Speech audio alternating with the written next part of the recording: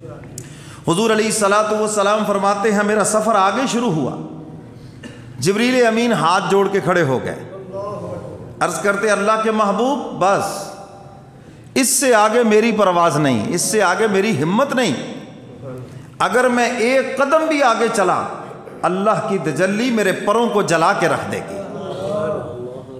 اسی مقام پر امیر شریعت سید عطا اللہ شاہ بخاری رحمۃ اللہ علیہ فرمایا کرتے تھے کاش کہ ابو بکر صدیق ہوتے، ابو بکر کے پر کیا پورا جسم بھی جل جاتا، وہ حضور کا ساتھ نہ چھوڑتے۔ جبریل امین نے کہا حضور بس میرے مقام کی یہاں انتہا ہے اور آپ کے مقام کی یہاں سے پھر ابتدا ہے۔ حضور فرماتے میرے لیے سواری لائی گئی جس سے میں بلند ہوا، اور رف رف جس کو کہتے ہیں، حضور فرماتے میں اس پہ سوار ہوا اور کچھ دیر کے بعد وہ رکی تو میں نے دیکھا یہ مقام صریف الاقلام ہے کہ اللہ کے جو احکامات ہیں وہ لکھے جا رہے ہیں اور لکھنے کی آوازیں آ رہی ہیں۔ حضور فرماتے ہیں پھر میں اللہ کے دربار میں پہنچا عرش معلیٰ کے اوپر، اور میں نے حق تعالیٰ کو اللہ کے سامنے پھر سجدہ کیا۔ اسی لیے تو ہمیں حکم ہے عبادت کرو، ہم اللہ کو دیکھ رہے ہیں، اگر یہ نہیں تو پھر دوسری چیز تو یقین کر لو کہ اللہ ہمیں دیکھ رہے ہیں۔ اچھا جس کو یہ یقین ہو جائے اللہ ہمیں دیکھ رہے ہیں وہ نماز میں سوئے گا؟ ادھر ادھر دیکھے گا؟ پھر اس کی پورا دھیان نماز میں ہوگا یا نہیں؟ پورا دھیان ہوگا اس کا نماز میں۔ تو حق تعالیٰ کے دربار کے اندر حضور علیہ الصلوۃ والسلام نے اپنی طرف سے امت کی طرف سے تحائف پیش کیے، التحیات للہ والصلوات والطیبات، اور حق تعالیٰ کی طرف سے 3 انعام عطا کیے گئے۔ پہلا انعام امت کے لیے دیا گیا 50 نمازیں۔ کتنی جی؟ 50۔ پیچھے والے نہیں بولے 50۔ اور دوسرا انعام سورہ بقرہ کی آخری آیتیں عطا فرمائی گئیں، اور جس میں بتا دیا گیا کہ یہ جو دعا ہے پوری، اس کے اندر جتنی چیزیں ہیں یہ خدا کے دربار میں امت کے حق میں قبول ہی قبول ہے۔ سورہ بقرہ کی آخری آیت پڑھ لینا، میں نے اس کی تشریح کچھ سال پہلے بیان میں کی ہے۔ اور تیسری چیز جو انعام آپ کو ملا، فرمایا کہ جس کے نامہ اعمال میں شرک نہیں ہے، شرک نہیں ہے اور گناہ ہیں، محبوب آپ سے وعدہ ہے اول تو سزا سے وہ بچ جائے گا، کافروں کی طرح ہمیشہ جہنم میں نہیں رہے گا، اس کی سفارش انبیاء علیہ الصلوۃ والسلام کریں گے، میں قبول کروں گا۔ حضرات صحابہ کرام، اولیاء کرام، علماء، حفاظ، قراء، حتیٰ کہ فرمایا کوئی جنتی بھی اگر ان کی سفارش کرے گا تو میں سفارش کو قبول کر لوں گا۔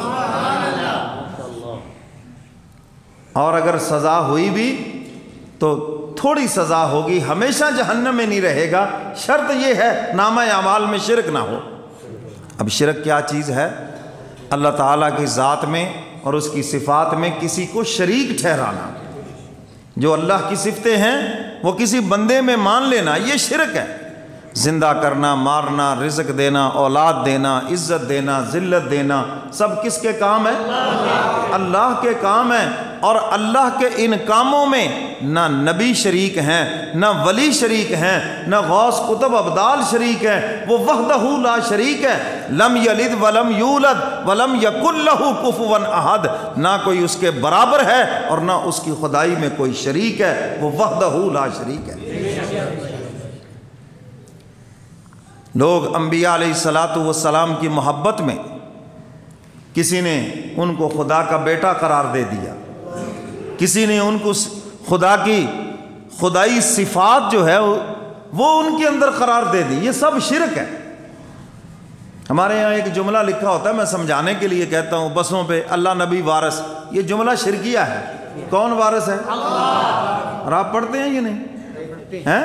پڑھتے ہیں یہ نہیں؟ تو کبھی کسی نے کوئی بات کی ہے کہ یہ شرکیہ جملہ ہے؟ تو میرے محترم سامعین، وارث کون ہے؟ اللہ۔ اللہ ہے، صرف نام بھی اسی کا ہے، یا وارث اسی کا نام ہے۔ تو اس طرح یہ شرک ایسے ہمارے اندر پھیلا ہوا، ہمیں پتہ ہی نہیں ہے۔ ایک ملنگ بھی آپ سے جب پیسے لینے آتا ہے، نظر اللہ نیاز حسین، کہتا ہے یا نہیں کہتا؟ تو یہ بھی تو شرک ہے. یہ کیا ہے؟ وہ آپ کا ایمان کا بھی ڈاکو ہے, آپ کے مال کا بھی ڈاکو ہے, پیسے بھی لے گیا اور آپ کا ایمان بھی خراب کر گیا. تو نظر کس کے نام پہ؟ نیاز کس کے نام پہ؟ صدقہ خیرات کس کے نام پہ؟ اللہ کے نام پہ. تو یہ ہے ٹھوس عقیدہ. سمجھ آ رہی ہے بات یہ؟ ہاں. مدد بھی کس سے مانگنی ہے؟ ایاک نعبد و ایاک نستعین. یا اللہ مدد, باقی سب شرک و بدعت. صرف یا اللہ مدد کا لفظ ٹھیک ہے, کوئی یا علی مدد کہے وہ بھی شرک, کوئی یا رسول مدد کہے وہ بھی شرک, یا غوث اعظم مدد کہے وہ بھی شرک. مدد کس سے مانگنی ہے؟ اللہ سے مانگنی ہے. یہ ہے, اپنا عقیدہ ٹھوس کر لو. اللہ وعدہ فرما رہے محبوب جس کے نامہ اعمال میں شرک نہیں ہے, اور جتنا مرضی جو کچھ ہے آپ سے وعدہ ہے, آپ کا امتی جہنم میں نہیں رہے گا, ہم خود بہانہ بنا کے جنت میں پہنچائیں گے. یہی اس کا مفہوم ہے. اور دوسری چیز شرک, حضور نے فرمایا تھا مجھے اس بات کا ڈر نہیں کہ میرے بعد تم چاند ستاروں کی پوجا کرو گے, مجھے تمہارے بارے میں جو ڈر ہے وہ شرک خفی کا ہے. صحابہ نے عرض کیا یا رسول اللہ یہ شرک خفی کیا ہے؟ فرمایا ریاکاری, دکھلاوا. آج یہ کوٹ کوٹ کے ہمارے اندر بھرا ہوا ہے. بھرا ہوا ہے یا نہیں؟ ادھر سے بچے تو ادھر آ کے پھنس گئے. نیت خراب ہے, حج عمرہ کرنے جا لوگ کہیں جی واہ واہ واہ حاجی جی, ایڈوانس حاجی جی, یہیں سے شروع ہو جاتا ہے حاجی جی حاجی جی. اللہ اکبر. تماشا کرتے ہیں جناب لوگ, دیکھیں آ کے ہار لائیں جی, سوٹ لائیں, پیسے لائیں, فلاں کریں. یہ کیا ہو رہا ہے؟ یہ سب دکھلاوا ہے.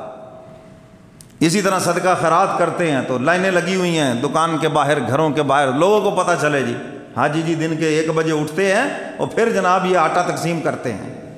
کیوں جی؟ ایسے ہی ہے یا نہیں؟ مسجد میں آ کے دے دیتے ہیں تو بڑے لوگ ہمارے جی میرے نا دی سلیٹ لگ جائے گی تھے. میں نے کہا مجھ سے کچھ لینا ہے تو میں لگا دیتا ہوں, یہ تو خدا نے آپ کو اجر دینا ہے. تو میرے محترم سامعین, آپ نے اللہ کا گھر بنایا, اللہ کا شکر ادا کریں, اس نے آپ کو توفیق عطا فرمائی, آپ کا پیسہ اپنے گھر کے لیے قبول کر لیا, اور آپ اس کے اوپر واہ واہ لوگوں سے چاہتے ہیں. ارے لوگوں سے واہ واہ کیا کرنی ہے؟ اللہ کا گھر بنانے کے لیے اگر کسی نے 1 اینٹ بھی لگائی ہے, اللہ فرماتے ہیں میں اپنے ہاتھوں سے اس کے لیے جنت میں اس کا گھر بناؤں گا. جتنے پیسے بھی کسی نے لگائے ہیں, جتنی کوشش کی ہے اللہ کا گھر بنانے کے لیے, چاہے تعاون کیا ہے, چاہے لوگوں کو ترغیب دی ہے, خود بنایا ہے, چندہ دیا, کچھ بھی ہے, فرمایا میں ایسے لوگوں کا گھر جنت میں بناؤں گا. اب اگر آپ لوگوں سے واہ واہ لینا چاہتے تو جنت کا گھر تو گیا. اور قیامت کے دن اعلان ہوگا, اللہ فرمائیں گے جنہوں نے عمل میرے لیے کیا ہے آؤ مجھ سے آ کے جزا لے لو, اور جنہوں نے عمل لوگوں کے لیے کیا ہے فرمایا یہ لوگ کھڑے ہیں, واہ واہ تم چاہتے تھے, واہ واہ ہو گئی, شاباش ہو گئی, لوگوں سے اجر لے لو, تمہارے ان اعمال کا ہمارے ہاں کوئی اجر نہیں ہے. اور یہ بہت بڑا مسئلہ ہے کہ آج ریاکاری دکھلاوا ہمارے اندر کوٹ کوٹ کے بھرا ہوا ہے. جی کوئی تھوڑی سی تعریف کر دے بس ہم آپے سے باہر ہو جاتے, باہر نکل جاتے ہیں. وہ تھوڑا سا کہہ دے جی ماشاءاللہ بڑی نورانی صورت ہو گئی ہے, بڑی فلاح ہو گئی ہے. مزہ تو تب ہے جب اوپر قبول ہو جائے. ماں کہتی تھی میرا بیٹا ابو لہب, لہب کیوں کہتے تھے؟ آگ جیسے شعلے بارتی ہے, اتنا چمکتا تھا, مگر میں اس چمکتے ہوئے چہرے کو کیا کروں جو مصطفیٰ کو نہ پہچان سکا. میں تو اس چہرے پہ قربان ہوں, اس بلال حبشی پہ قربان ہوں جس نے کملی والے پیغمبر کو پہچان دیا, جس کی تعریف قرآن کے اندر سیماہم فی وجوہہم من اثر السجود. اللہ فرماتے ہیں سجدوں کے آثار, رکوع سجود کے آثار اور اس کی نورانیت بلال حبشی کے چہرے سے نمایاں ہو رہی ہے. تو یہ ریاکاری آج ہمارے اندر کوٹ کوٹ کے بھری ہوئی ہے, دکھلاوا کوٹ کوٹ کے بھرا ہوا ہے. لوگ واہ واہ کہیں, بلے بلے کریں, لوگ ہماری تعریفیں کریں, لوگ کہیں جی بڑا نیک ہے, بڑا سخی ہے, بڑا فلاں ہے. اگر دل کے اندر یہ نیت ہے, یاد رکھو پھر ایسے اعمال کی اللہ کے ہاں کوئی جزا نہیں. 3 تحفے ملے محبوب, آپ کا امتی جس نے کلمہ پڑھا ہے اللہ اکبر ہمیشہ جہنم میں نہیں رہے گا. شرط اتنی ہے کہ بس شرک نہ ہو اس کے نامہ اعمال میں. آپ کسی بھی مسلک سے تعلق رکھتے ہیں, میرے لیے سب قابل قدر ہے, لیکن ایک بات یاد رکھنا, کہیں تعصب کی بنا پر شرک میں مبتلا نہ ہو جانا. یہ تو مولویوں کی باتیں، یہ مسلک کی باتیں، یہ فلانے کی باتیں، نہیں، کسی بھی تعصب کی بنیاد پہ شرک میں مبتلا نہ ہونا، شرک سے نکل جانا، انشاءاللہ العزیز نجات یقینی ہے۔ جو بھی موحد ہے، جس نے کلمہ پڑھا ہے، نامہ اعمال میں شرک نہیں، جنت میں انشاءاللہ ضرور جائے گا۔ حضور کو تحفے ملے، بڑے خوش ہیں۔